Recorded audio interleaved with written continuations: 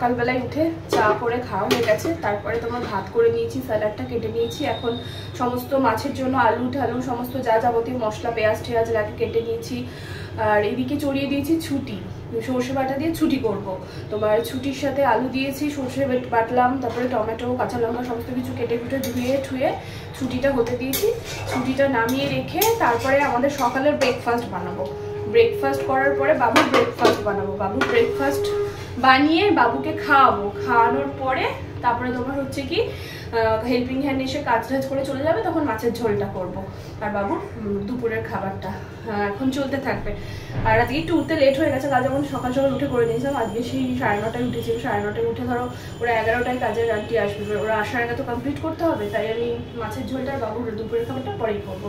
আর তার সাথে সাথে good morning everyone, welcome back to a new blog. তোমরা সবাই কেমন আছো? সবাই খুব ভালো আছে, আমরা ভালো আছি। ভিডিওটা লাস্ট অবধি দেখো, স্কিপ না করে আর এনজয়। ঝটঝট করে ব্রেকফাস্ট রেডি করে নিয়েছি, তোমাদের দাদাভাইকে দিয়ে আসি। ফ্রিজে ডিম ছিল, কালকে ব্রেড এনেছিলাম, আর বাটারও ছিল, ব্রেড বাটার, তার সাথে ডিম সেদ্ধ। এটাই খেয়ে অফিস যাবে, আমরাও এটাই খাবো। আগে ওকে দিলাম, তারপরে আমরা খাবো। এখানে ভাজছি মাছ, রান্না হয়ে তো সকালে গেছিলো। মাছের ঝোলটা আর যেদিকে বাবুর খাবারটা বাকি ছিল, হেল্পিং হ্যান্ড এসে কাপড় কেচে বাসন মেজে এখন ভাত দেওয়া হলো, মুছছে। সকাল সকালই হয়ে যাবে আজকেও, মানে 1:30টার মধ্যে কমপ্লিট হয়ে যাবে সব কিছু। আর একটা ছোট্ট তোমাদের কথা বলি, ও মা তেল ফাটছে।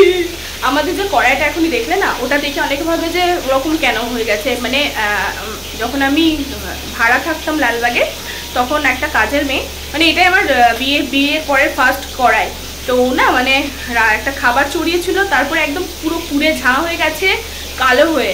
তো সেই কালো দাগটা ওঠাতে ওঠাতে ওঠাতে ওঠাতে মানে ওই রকম পর্যায়ে এসেছে।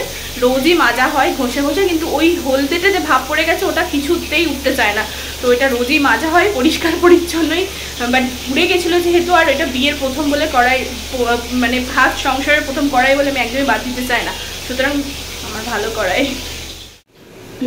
আমি না ফার্স্ট টাইম তোমার হোমমেড জিঞ্জার গার্লিক পেস্টটা খাবো।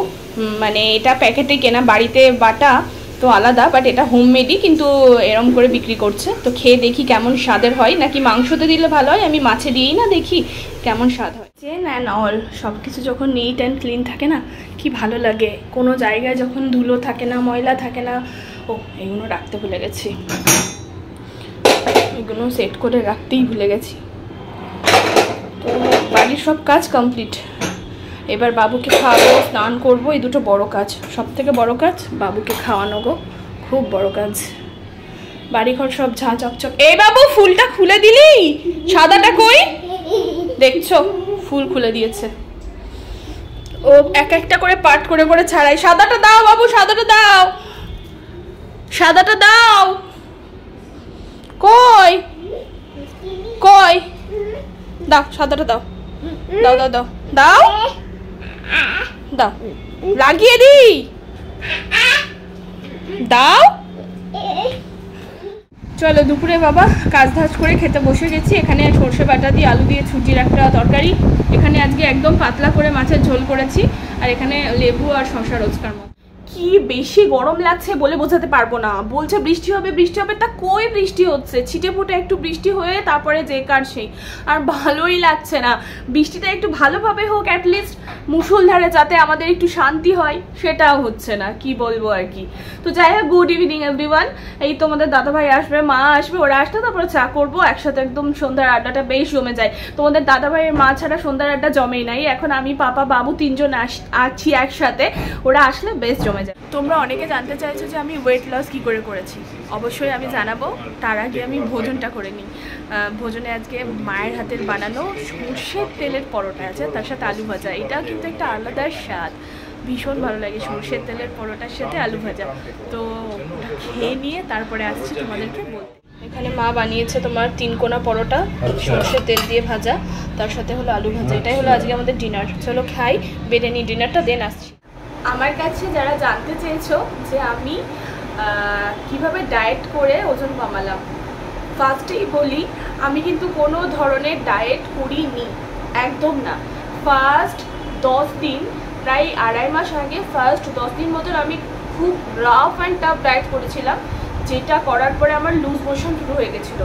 আর একটা কথা তোমাদের বলে দিই যারা ওয়েট কমাতে চাইছো বা কোনোরকমভাবে যাদের ওয়েট কমছে, কি করে বুঝতে পারবে বলো তো? লুজ মোশন হবেই হবে। লুজ মোশন হলে তবেই যে আমাদের ফ্যাটটা যেটা তোমার বার্ন হচ্ছে, আমাদের ফ্যাটটা যেটা ঝরছে, সেটা কোথা দিয়ে বেরোবে? ঘাম দিয়ে বেরোয়। এটা কিন্তু খুব সত্যি কথা, খুব কম হয়। ঘাম দিয়ে যতটা বেশি না ফ্যাট বেরোয়, তার থেকে লুজ মোশন হয়ে বেরোয়। ভেতরের চর্বিগুলো গলে গলে গলে গলে আমাদের হচ্ছে কি, তোমাদের যে আমাদের যে পটি, হাসবে না কেউ প্লিজ, আমি জানি অনেকে এখন হাসছো, গোদা বাংলা ভাষায় বলছি, যেটা সত্যি কথা। পটির মাধ্যমে কিন্তু আমাদের যে চর্বিগুলো, ফ্যাটগুলো, পাশে এত আওয়াজ, যখনই আমি ভিডিও বানাতে বসি পাশে আওয়াজ হয়, কি জানি এদের সাথে আমার কিসের কি, যাই হোক ওটা মজাক মারছি। তো এই পটির সাথে ঝরে বেরোয়, আর ঘামের সাথেও বেরোয় ঠিকই, কিন্তু খুব কম। ঘামের থেকে লুজ মোশন হয়ে বেশি ফ্যাটটা ঝরে। তো বুঝতে পারবে যে হ্যাঁ তুমি রোগা হচ্ছ। সত্যি দেখো, আমার হাত আগে কত মোটা ছিল, মানে আমি এরকম করে চ্যাপটা করলেও আগের মতন হচ্ছে না। আমার পেট মানে একদম মানে কমেই গেছে, মানে আছে কিন্তু অনেকটাই কমে গেছে। এই জায়গাটা আরও এরকম ঝোলা ছিল, অনেকটা কমেছে, কিন্তু পুরোপুরি কমেনি, কমেছে। আস্তে আস্তে সময় লাগবে কমতে, কারণ আমি তো ডায়েট করছি না। এবার আমি বলি কি করে আমি বিরিয়ানি, মোমো, রোল এটসেট্রা, আবার এটসেট্রা যাবতীয় ফাস্ট ফুড খেয়ে দিয়ে কিভাবে আমি আমার ওজন কমালাম। আমি কিন্তু সব খাই। হ্যাঁ, দু তিনটে জিনিস তোমাদেরকে মেনে চলতেই হবে। আবার আমি কিন্তু হাঁটিও না, কিন্তু একদম সত্যি কথা বলতে, মাঠে কদিন হাঁটতে গেছি হুজুক নিয়ে। এখন আর বৃষ্টি বর্ষার দিন তো হাঁটা তো দূরে থাক, ভালোই লাগে না আমার মাঠে ফাটে হাঁটতে যেতে। মনে হয় যে ও আর পারছি না। কিন্তু কিছু কিছু জিনিস মানছি বলে আমি কিন্তু আমার ওয়েটটা ধীরে ধীরে কমাচ্ছি। ডক্টর আমাকে বলেছে তুমি আস্তে ধীরে ওয়েট কমাও, মাসে 1 কিলো 2 কিলো করে কমাও, তাহলেই এনাফ। আর আমি ডক্টরের কথাটা মাথায় রেখে আমি মাসে 1-2 কিলো কমাবো বলেই আমি সেইভাবেই সব কিছু মানছি, কিন্তু তার থেকে বেশি কমে গেছে, তার জন্য আমি খুব হ্যাপি। চলো আর কথা না বাড়িয়ে তোমাদের এবার বলছি সমস্ত খাবার দাবার খেয়ে তোমরা কি করে ওয়েট কমাবে। সেটা হচ্ছে কি, ফার্স্ট কথা, আমার ছেলে, আমার বাচ্চা, ওর পেছনে আমাকে যেভাবে দৌড়তে হয়, ওতেই অনেকটা ওয়েট ঝরে গেছে। আর সেকেন্ড হচ্ছে কি, যাদের ছোট বাচ্চা আছে, বাচ্চার পেছনে খুব খাটো, দেখো এমনিই ওয়েট ঝরে যাবে। জিমের ইয়া মাঠে হাঁটতে যাওয়ার কোনো কিছুরই প্রয়োজন হবে না। ওটাই একটা তোমার মানে শরীরের একটা ঘাটতি, যেটা হচ্ছে কি ওর ভেতর দিয়ে আরো বেরিয়ে যাচ্ছে, দিয়ে তুমি মানে ঝরছো। আর একটা যেটা সাদা ভাত আমি খেতাম না, ব্রাউন রাইস খেতাম। তো এখন আমি, আমার ফ্রেন্ড এসেছিল বাড়িতে, ও বললো ব্রাউন রাইস খাস না, ওতে জানিস এরকম রোগ একটা দেখা দেয়।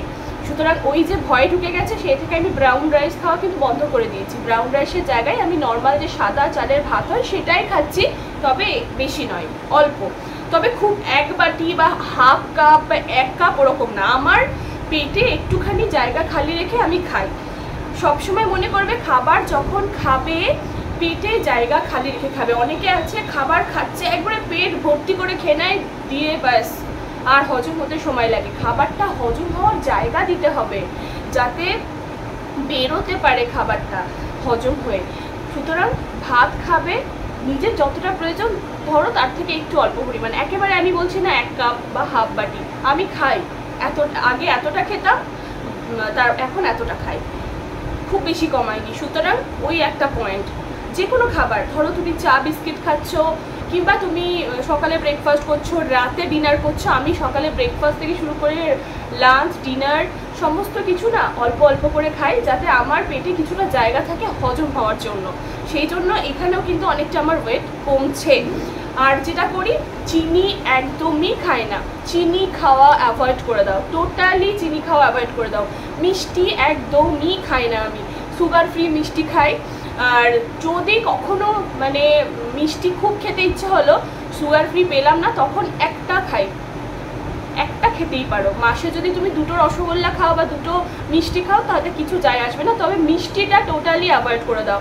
মিষ্টি খাওয়া ছেড়ে দাও, সুগার ফ্রি মানে চিনি খাও, যেমন ব্রাউন সুগার খাই আমি, ব্রাউন সুগার খেতে পারো। আর কেউ যদি মনে করো ব্রাউন সুগার নিতে পারছো না, তাহলে তোমরা নর্মাল চিনি ছাড়া চা খাও বা চিনি খেও না। আর কোল্ড ড্রিঙ্কস খাওয়া বন্ধ করে দাও। আমি একদম কোল্ড ড্রিঙ্কস খাওয়া বন্ধ করে দিয়েছি। যদি তোমাদের দাদাভাই আনে 2 ঢোক, তার বেশি নয়, তাও খুব কম, গুনে হয়তো মাসে 2 বার খেলাম।